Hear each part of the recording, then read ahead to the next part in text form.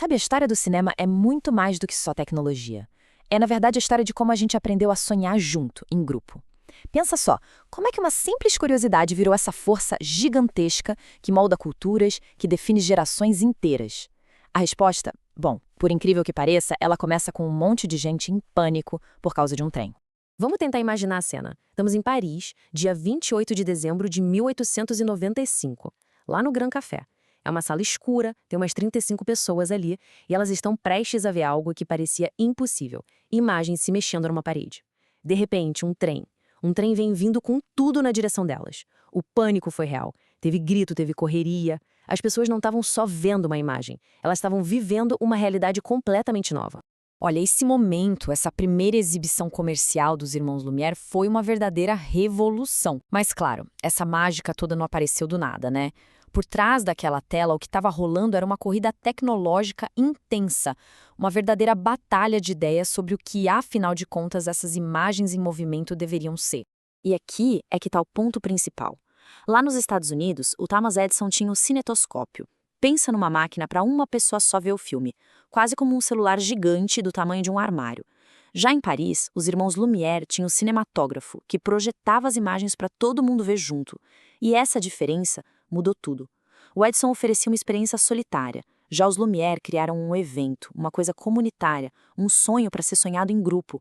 Eles sacaram desde o comecinho que o futuro do cinema era ser compartilhado. Mas espera aí, de onde veio essa ideia de capturar o movimento? A resposta, na verdade, está na ciência.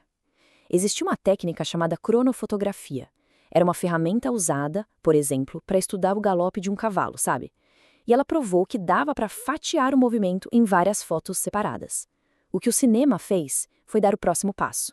Ele pegou essa análise científica e transformou em arte, fazendo o movimento parecer fluido, contínuo de novo. No comecinho, os filmes eram basicamente isso, registros do dia a dia. A gente via trabalhadores saindo da fábrica, um trem chegando na estação, coisas assim. Mas não demorou muito para alguns pioneiros começarem a pensar, e se? E se a gente usasse essa tecnologia não só para mostrar a realidade, mas para inventar mundos completamente novos? E é aqui que entra uma figura, olha, fundamental, mas que muita gente acaba esquecendo, Alice Guy Blaché. Já em 1896, ela dirigiu o que muitos consideram o primeiro filme de ficção da história. Foi ela que ensinou para o cinema que uma história precisa ter começo, meio e fim. Como roteirista e a primeiríssima mulher diretora, ela foi, sem exagero, uma das arquitetas da linguagem do cinema. Ok? Então, se a Alice Guy Blaché deu ao cinema uma história, o Georges Méliès deu a mágica. Pensa bem, ele era um ilusionista profissional. Ele olhou para o cinema e viu ali a ferramenta perfeita para criar o impossível. Com aquele famoso filme, Viagem à Lua, lá de 1902, o Méliès simplesmente inventou os efeitos especiais. Ele começou a levar o público para lugares que até então só existiam na imaginação. E a evolução, a partir daí, foi numa velocidade absurda. Em pouquíssimos anos, o cinema pulou de só filmar um trem chegando na estação para criar ícones que são lembrados até hoje. Personagens como o Vagabundo do Charlie Chaplin, que conquistou o planeta inteiro sem precisar falar uma única palavra.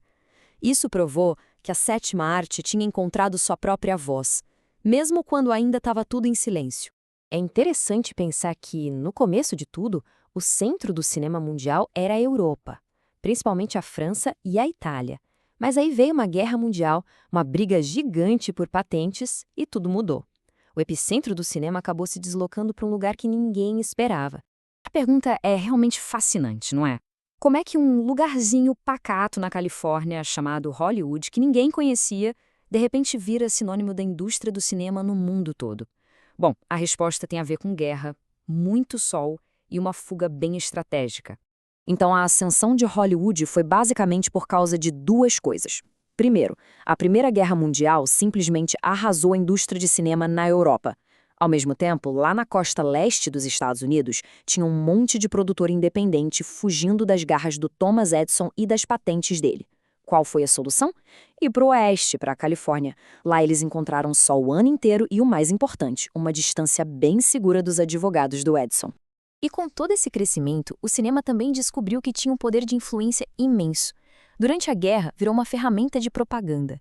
Um exemplo que ficou muito marcado é O Nascimento de uma Nação. Por um lado, o filme foi pioneiro em várias técnicas de filmagem, Por outro, ele é extremamente controverso pelo seu conteúdo racista, de supremacia branca. Isso mostrou, já naquela época, como essa nova arte podia ser usada para manipular a opinião pública. Bom, com Hollywood já firmada como a nova capital do cinema, a indústria estava prontinha para entrar na sua chamada Era de Ouro. E essa Era de Ouro foi movida por duas revoluções tecnológicas que, nossa, mudaram para sempre o que era a experiência de sentar numa sala escura para ver um filme. Pensa no choque que foi em 1927, com o filme O Cantor de Jazz. Pela primeira vez, o público ouviu um ator falar na tela. O som sincronizado tinha chegado, e os dias do cinema mudo estavam com as horas contadas. Logo em seguida, as cores vibrantes do Technicolor se tornaram uma realidade, e até o 3D, acredite se quiser, já tinha dado as caras lá em 1922. Cada uma dessas inovações adicionava uma camada nova de imersão, sabe? Deixando o sonho cada vez mais parecido com a realidade.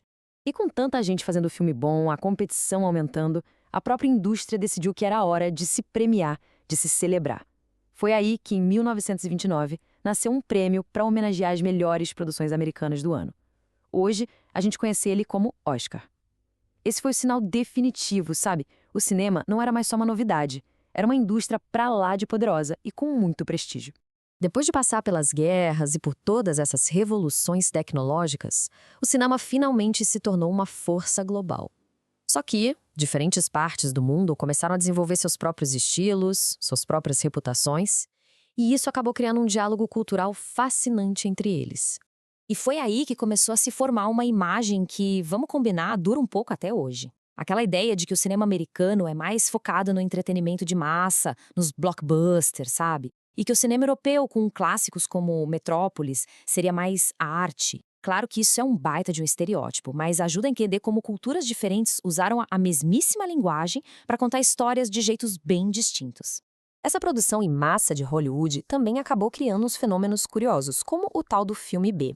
Originalmente, a ideia era simples, era só o segundo filme, o mais baratinho, que passava numa sessão dupla. Com o tempo, o termo acabou sendo ligado a filmes de baixa qualidade, às vezes de forma injusta, viu? Mas também virou um terreno fértil para experimentação, de onde saíram muitos talentos novos. Se a gente parar para pensar, a gente saiu daqueles projetores super barulhentos nos cafés de Paris e chegou na televisão, no streaming. A tecnologia de como a gente recebe os filmes mudou da água para o vinho.